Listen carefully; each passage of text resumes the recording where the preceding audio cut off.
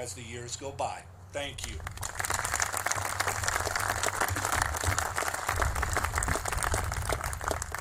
Thank you, Jimmy. Is it just me, or is, you look around, this setting for one is incredible with the trees and whatnot, but all I can keep picturing is Chuck pitching to Jim batting practice. We would have had to have taken a chainsaw to a lot of those trees out there, or he never would have found any of the baseballs. So, Landon, it'll be your turn to start losing some balls out there in those trees, okay? Because we hear you can swing it too. So, thank you, Jimmy. And we want to thank Jim's teammates from those magical years, from the 1995 American League champions. He was a three-time All-Star pitcher. He's an Indians Hall of Famer. He was the first piece of the puzzle when this thing got turned around. He was a first-round draft pick. He was the first guy the Indians had developed and was such a critical component to those World Series runs. Charlie Nagy.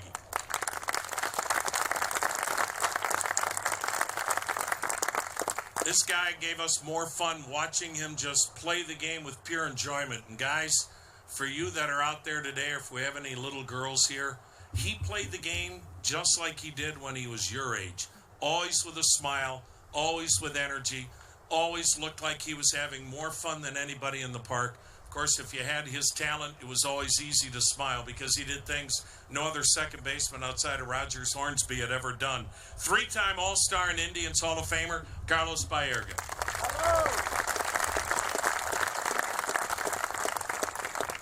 I don't know that there's ever been a rookie that ever pitched in a bigger game or had a better seventh game performance in the 97 World Series and had a terrific career with the Cleveland Indians. Another homegrown product by the Indians. And who will ever forget those years with the Tribe in the 90s? Jarrett Wright.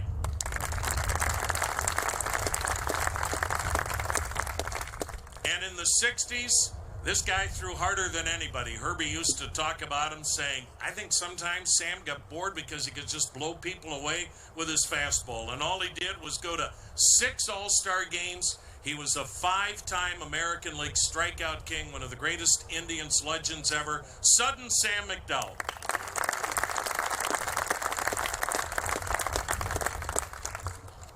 Now we would like to introduce the Cleveland Metro Parks Chief Executive Officer, Brian Zimmerman. Brian?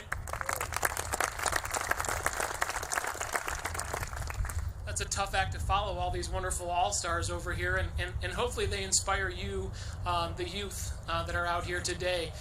What you have in front of you is a history of over 120 years of baseball being played in this 132-acre park here in Brookside. What's really neat about it is it's been a partnership with the city of Cleveland for a long period of time. You've got a wonderful 180-acre Cleveland Metro Park Zoo right next door, and this is really about families and experiences. I'd be remiss if I didn't thank the Board of Park Commissioners. Our president, Debbie Berry, is in the audience with her. Let's give her a big round of applause. The entire staff of Cleveland Metro Parks, just a little bit of history about this park. You love it when a good plan comes together. It takes a little bit of time sometimes, some different ingredients, and this was a kind of a work of many, and there was a number of conversations of how this was going to come together, and we finally settled on one field and doing it the right way, and I have to say, it blows expectations away. Our team came in, moved all of the earth. The Moats Group, which is here, phenomenal company, and what you have here today is one of the premier fields in Northeast Ohio that you'll get to play the very first game on today. So again, congratulations to everyone. This is important. This is the legacy of Cleveland, and you are the future. Thank you so much for coming out. Have a wonderful day. Thank you, Brian. And we want to thank Brian, his administration, and the Cleveland Metro Parks Board of Commissioners. Also, we would like to acknowledge today from the city of Cleveland some of the folks that are here with us today. Councilman Matt Zone, Councilman Martin Kane, and Councilman Joe Jones. Also from Councilman President Kevin Kelly's office, Cindy Rice. And the commander of the 2nd District Police Department, Johnny Johnson. And the chairman of Gateway Board, Ken Silliman. Thank you all. Now, on behalf of the entire city, we are honored to introduce the mayor of our great city, Frank G. Jackson. Mayor.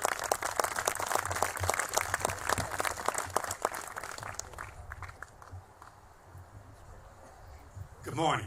Morning. And how are you? You doing good?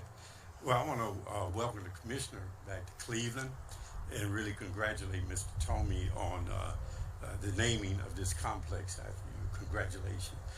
Thank Major League Baseball, the Cleveland Indians, and Metro Parks for making this happen. You know, we had an event at Luke Easter Park, I believe it was Saturday, a similar field, and part of the legacy commitment by Major League Baseball and the Indians. And today I was talking to Councilman Zone, and he was telling me he played hundreds of games at this field, and he talked about how the condition of it then and the condition of it now. But that's an older generation. Now we have a newer generation. So I want to introduce to you Mr. K, who will speak on behalf of this newer generation who will be playing ball here.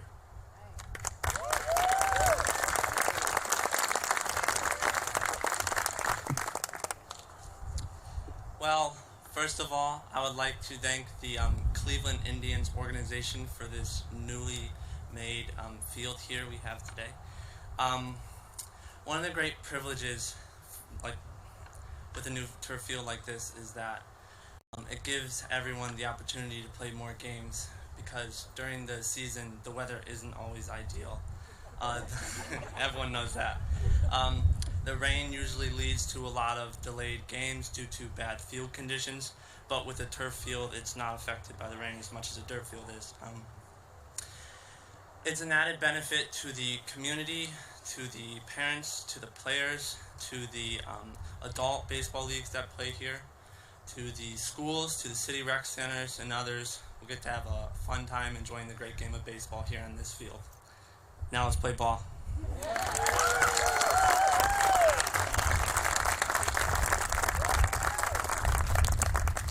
Great job. Thank you both. And thanks to all of you for joining us this morning for this special ceremony that will have this lasting impact on the youth of Cleveland.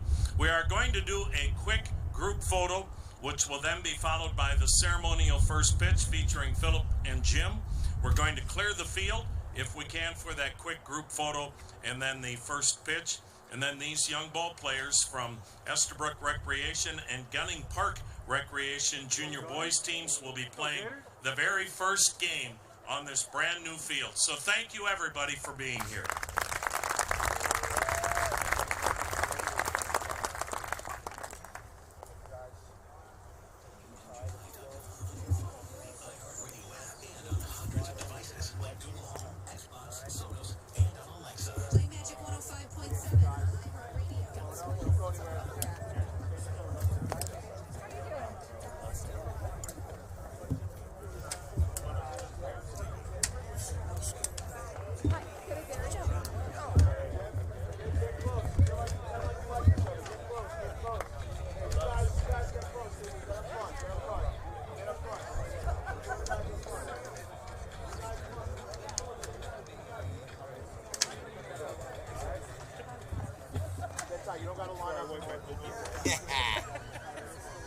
Nice.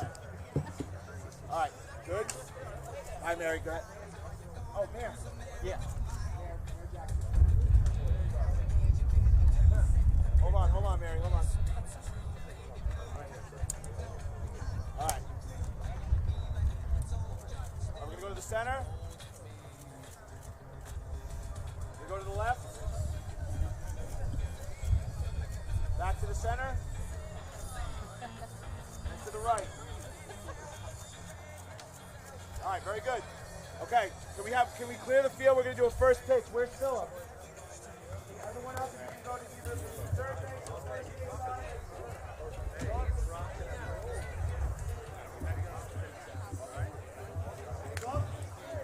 No, I think he'll be all right. All right. All right, Philip, just take it easy on him. He doesn't have a glove, all right? You don't have to go to the ground if you want. All right, let me know when you guys are in position, okay? Hold on, Philip, 1 second. Hold on. Tom, did you get the binder? No, it's okay. No glove.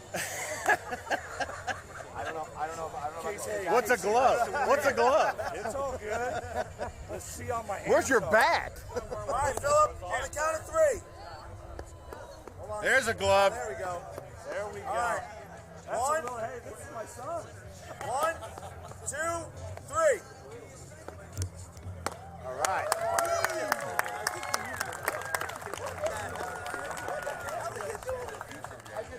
He goes, I'll be all right.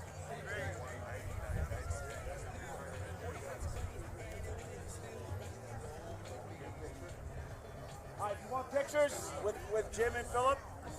Good, good. Okay, all right. We're gonna. You want this one, guys?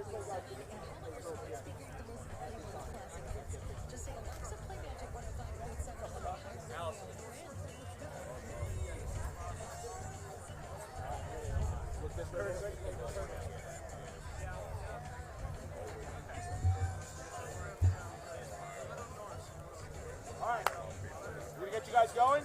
Media, you're free to film the game. Just please be on the as close to the fence as possible. We're gonna do interviews in the foul territory, okay? And then starting the game right the now? dugout. Yeah, gonna start the game right now. Copy that, thank you. All right. Andrew, you want to be in that too? I'll get it for you. Oh, are you sure? Yeah. Okay. So what do you Oh, please. Come on. It's hot, bro.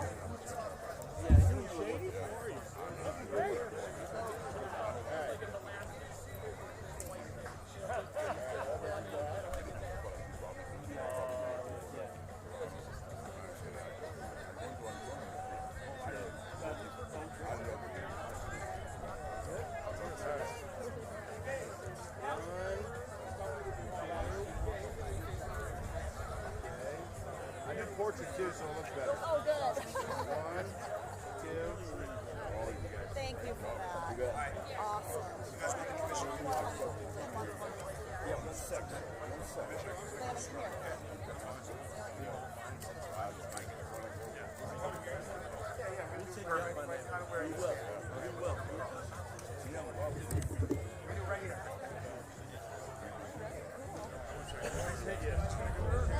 How fun was that?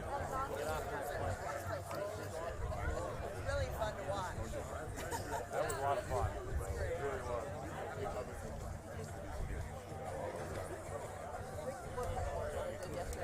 Thank you very much. You're the commissioner. Thank you.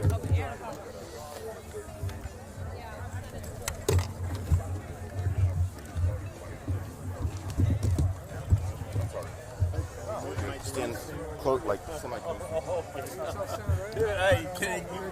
I thought I was off for today. I mean, I did my thing. Okay. Right. Commissioner, what's this like to help the communities that Major League Baseball does? How does it make you feel as a commissioner and a person? Well, look, it is the most important thing that we do. It's the greatest part of these events, the opportunity for Major League Baseball to give back to the communities. I love seeing young people here, and I love thinking about the fact that there's going to be young people playing baseball on this field for a very long time to come. How has the All-Star festivities been going for you?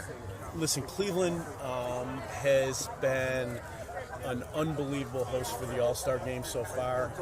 I visited a variety of the venues the last couple of days.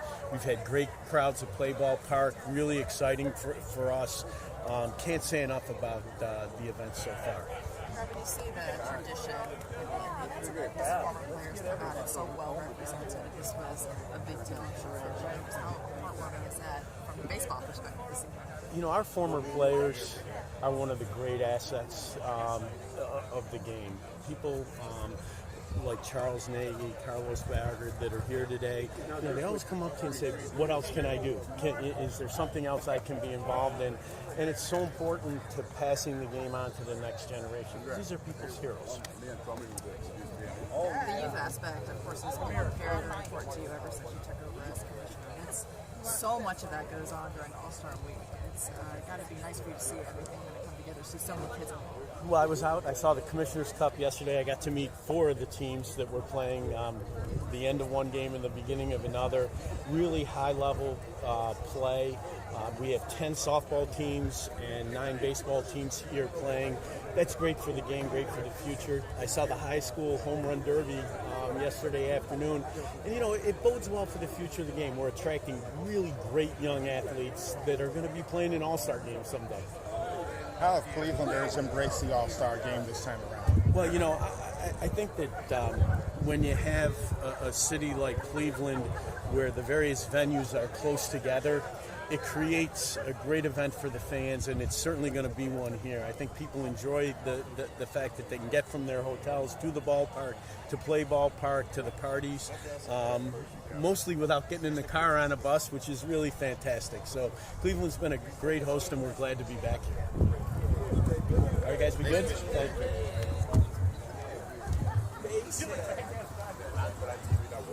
I'll come with you. Oh, he's doing a scrum now. Okay. Go around. Put it in front.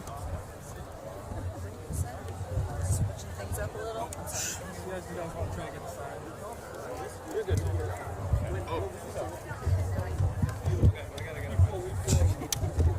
Sorry. Jim, what did it mean to you, first of all? Everybody out. So special, you know, as I said, you know, that the last 3 days have been, you know, so great, so humbling. I mean, to have those guys show up and show their support, and I said it in our meeting yesterday, I mean, one of the greatest thrills for me last night was to be around all my ex-teammates and guys you truly love and respect, and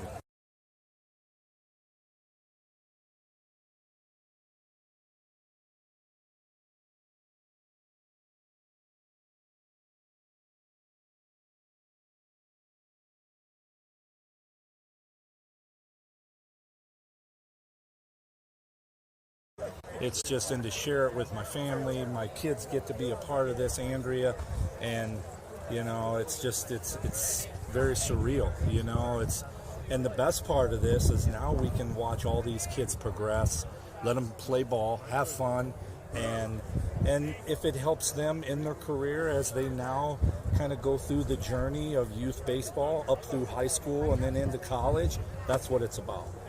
Have you had time to talk to some of the kids, and what have they asked you? I haven't. We got here, and you know, I think after this, we're going to go out and try to, you know, say hello to everybody and the kids. Just again, watching them enjoy the game is what it's about, and it'll be very, very special. There's $5 million that gets poured into every All-Star city every year. Yeah. And it benefits so many young people. And like you said, you have your kids that have always been so involved in your career.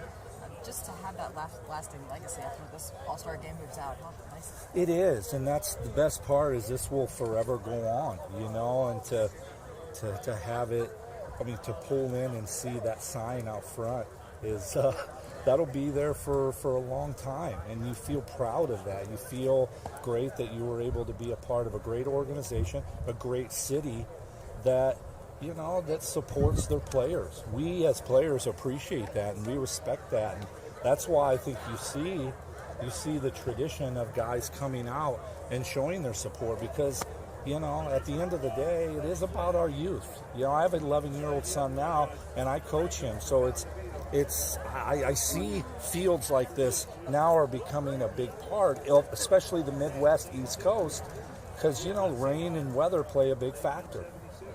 Is this part of getting kids back into baseball? You know, they say kids have kind of shied away from baseball in the past. Well, I mean, if people think kids are shying away from baseball, I think spend the summer throughout the cities and see how much baseball has continued to grow, how it's evolving.